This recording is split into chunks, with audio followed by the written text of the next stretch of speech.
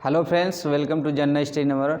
आज हम जानेंगे भारत का अवस्थिति कहाँ है। जो मानचित्र के माध्यम से जानेंगे तो भारत की अवस्थिति कहाँ है और भारत का सीमांकन भौगोलिक रूप से कौन सीमांकन करता है। एक अक्षांश और देशांतर जानते हैं, लेकिन आप जानेंगे कि भौगोलिक एक सीमांकन होता है, प्रकृति के द्वारा किया जाता है।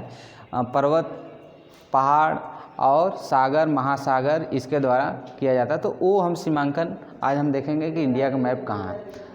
पहले देखते हैं कि एक ग्लोब के द्वारा हमारा इंडिया कहाँ है। ये देखिए 0 डिग्री। अब ये एक पृथ्वी के दो भागों को बांटती है। एक काल्पनिक रेखा भूमध्य रेखा है। ये क्या है? ये भूमध्य रेखा है। ये भूमध्य रेखा है। ये भूमध्य रेखा ये दो बराबर भागों में बांटती है। ऊपर के भाग को क्या उत्तर कहा जाता है, नीचे को दक्षिण। ये क्या है? नॉर्थ है, ये साउथ है। ये नॉर्थ और साउथ है, ठीक है, साउथ है।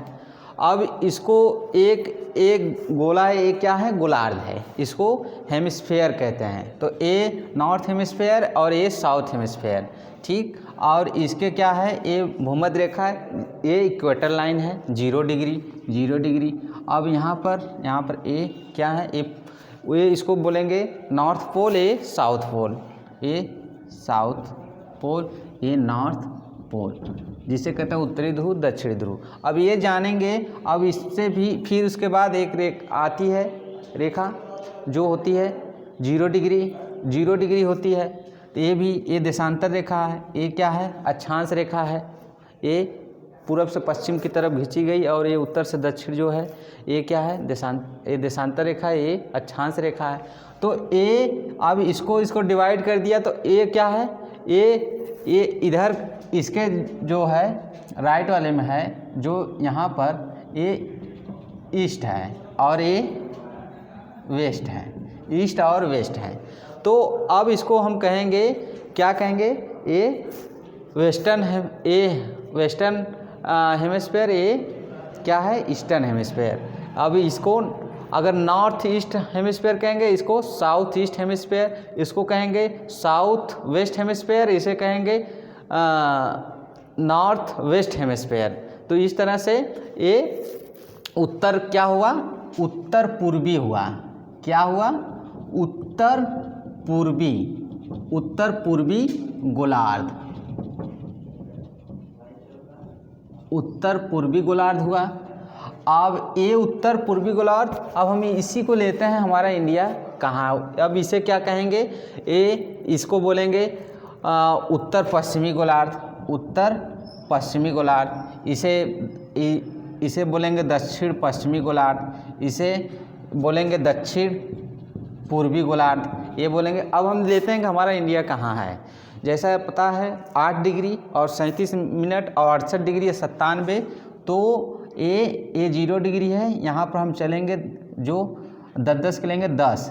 तो यहाँ मान लीजिए यहाँ है ये, और फिर उसके बाद ये 0 है, तो यहाँ से चलेंगे 68 तक, जो 10 के चलेंगे। तो ये हमारा इंडिया ये यहाँ है। हमारा इंडिया ये यहाँ है 68 डिग्री, जो 68 डिग्री है और 97 डिग्री तक ये फैला है इस तरह। और फिर उसके बाद 8 डिग्री से है, जो कि अंडमान निकोबार 6 डिग्री 4 मिनट से है, जो और भी नीचे है उसको छोड़ दे, मुख्य भूमि को लिया जाए तो यहाँ है।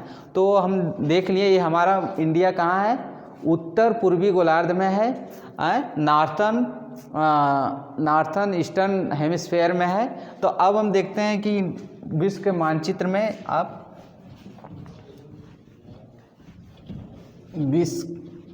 वर्ल्ड के मैप में देखेंगे भौगोलिक क्या है, तो किस रीजन में हमारा है। रीजन का कॉन्सेप्ट जान लीजिए। रीजन क्या है? एक विशिष्ट स्थान होता है जो अपने आसपास के स्थान से अलग होता है और उसकी एक विविधता होती है। सांस्कृतिक भूदृश्य होता है, प्राकृतिक होता है, एक अपने आप में एक विविधता लिए भिन्न होता है अलग क्षेत्रों से। वो क्या है? प्रदेश होता है, ठीक है, एक रीजन होता है। तो हम देखेंगे जियोग्राफिकल रीजन में क्या है, भौगोलिक सीमांकन, उसका भौगोलिक अवस्थिति कहाँ है इंडिया का। अब ये ऐसे बड़ा सा ग्लोब ले लेते हैं हम, इस तरह का ग्लोब ले लेते हैं बड़ा से, इस तरह का ग्लोब ले लेते हैं। अब इस तरह का इस पर हम खींच लेते हैं ऐसे जीरो लाइन जो दो बराबर भागों में बांटती है, इसे हम कह देते हैं इक्वेटर।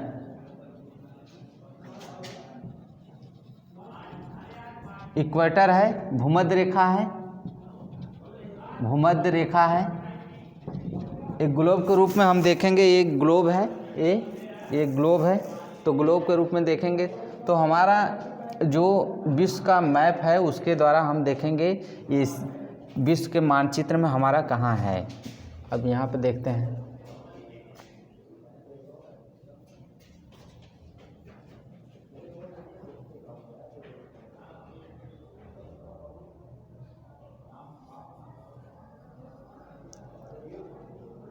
ये ज़्यादा पतला हो गया, सकरा है,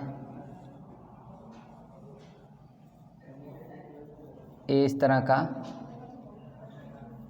मानचित्र है जो इस तरह का मानचित्र है। ये ग्रीनलैंड है। फिर उसके बाद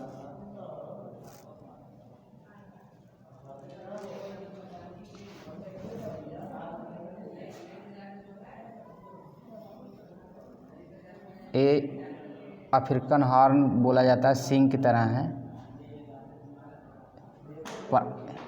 यहीं पर सुएज नहर, सुएज कैनाल निकलती है।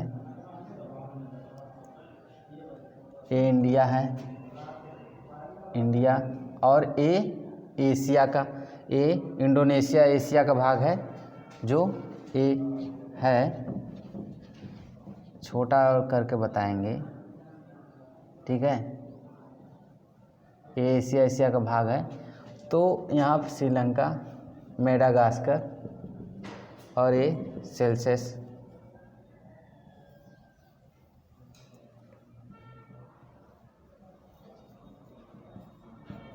इस तरह का ये है जो ये चला गया है।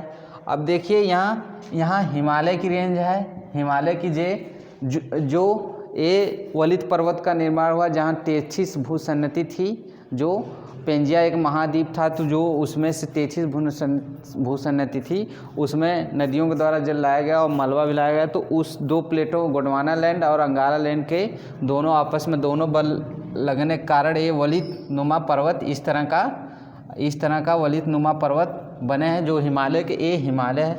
उत्तर की तरफ क्या है? हिमालय है। ये इसके उत्तर की तरफ हिमालय है, हिमालय है उत्तर की तरफ।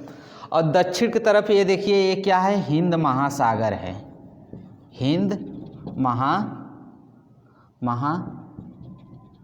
ये महासागर है, हिंद महासागर है। अब देखिए ये अरब प्रायद्वीप है, ये क्या है?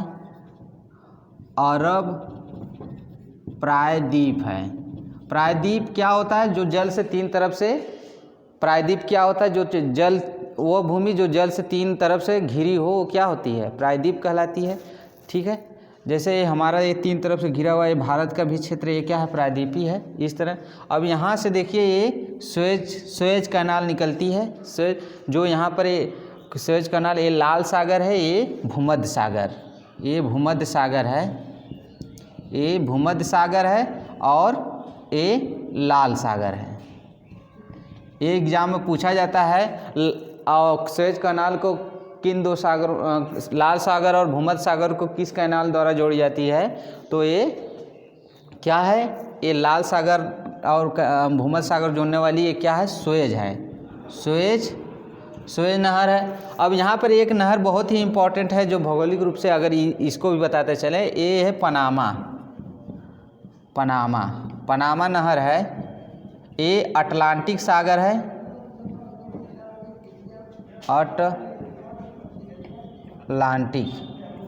अटलांटिक महासागर कहेंगे, अटलांटिक महासागर है। और यहाँ पर प्रशांत महासागर, तो ये कैरेबियन देश है, कैरेबियन का है। अटलांटिक महासागर और प्रशांत महासागर के दोनों के बीच में जोड़ने का काम करता है कौन है? पनामा नहर। जिस तरह यहाँ पर लाल सागर भूमध्य सागर को जोड़ने का काम सुएज कैनाल करती है। तो यहाँ पर देखिए, अब यहाँ पर दक्षिण में तो ये क्या है, इसके दक्षिण में है हिंद महासागर और उत्तर में हिमालय है।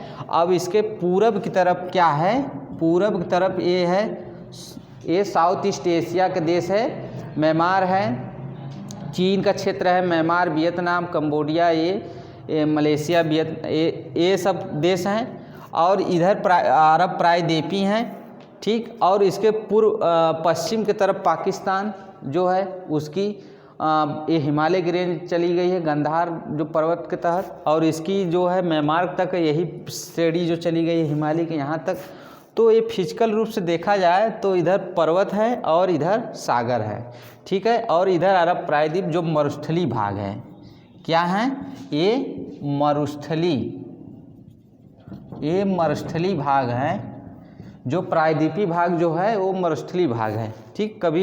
कभी यहाँ सागर लहराता था, ठीक। ये मरुस्थली भाग है जो ये राजस्थान से शुरू होता है, इसका पश्चिम में जो। तो भारत का ये, अब हम देखें इसका भौगोलिक रूप से देखें तो दक्षिण में क्या है, दक्षिण में हिंद महासागर, उत्तर में हिमालय है जो उसकी रेंज म्यांमार तक चली गई है, योमा तक चली गई है। और यहाँ पर एक गंधार जो अफ़गानिस्तान है वहाँ तक इसकी चली गई है अब श्रेणी। और यहाँ पर पश्चिम में देखें तो अरब प्रायद्वीप है। और अगर बहुत इम्पोर्टेंट अगर क्षेत्रीय रूप से देखें तो इसको अरब सी कहा जाता है, अरब सागर कहा जाता है, अरब सागर कहा जाता है। और इसे बंगाल की खाड़ी, बाय ऑफ बंगाल, बंगाल की खाड़ी, बाय ऑफ बंगाल। और ये अंडमान निकोबार का क्षेत्र, और ये लक्षद्वीप, और यहीं पर ये मालदीव भी देश है, और नीचे ये श्रीलंका है। दक्षिण में अगर कोई देश पड़ता है तो श्रीलंका। इस तरह से ये सीमांकन होता है। और इसके बीचों बीच से, और एक बड़ा इम्पोर्टेंट है, बीचों बीच से क्या यहाँ पर कर्क रेखा जाती है, कैंसर लाइन जाती है, कर्क रेखा 23.5 डिग्री से कर्क रेखा जाती है, जो भारत को 2 बराबर भागों में बांटती है। इसी के कारण ये देखिए भूमध्य रेखा के नज़दीक होने के कारण यहाँ के जलवायु क्या है, लगभग 800 किलोमीटर होगा, 800 किलोमीटर की उत्तर की तरफ ये भूमध्य सागर से।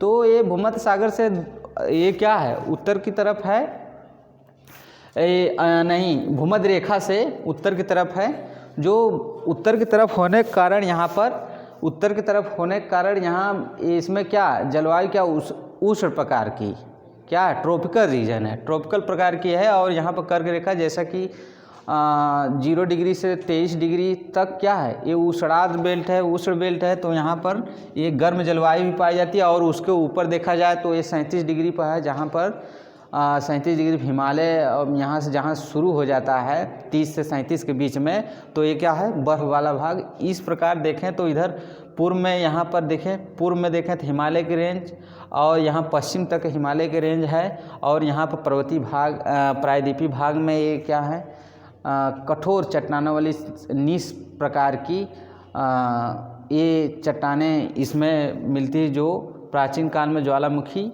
उद्भेदन और दरारों के कारण ये जमी हुई शैल है, जो धारवाड़ क्रम की हैं, धारवाड़ क्रम, अर्कियन क्रम की चट्टानें पाई जाती हैं। तो ये भौगोलिक रूप से चट्टानों के द्वारा और यहाँ पर जली कठोर, यहाँ पर समुद्री भागों के द्वारा ये क्या है, एक दीवार रूप में ये इंडिया का भाग है, जो इधर का जो पश्चिम का पश्चिमी घाट कहा जाता है, और यहाँ पर पूर्व का पूर्वी घाट कहा जाता है, जो इसमें भी कई भागों में बांटा गया है।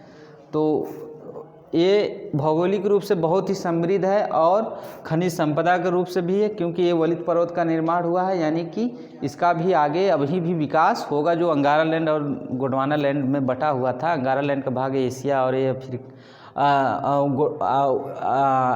ये एशिया का जो यूरोप का भाग है अंगारा लैंड का, और उत्तरी अमेरिका, और गोंडवाना लैंड का दक्षिणी अमेरिका और अफ्रीका और इंडिया और ऑस्ट्रेलिया का भाग जो है ये है।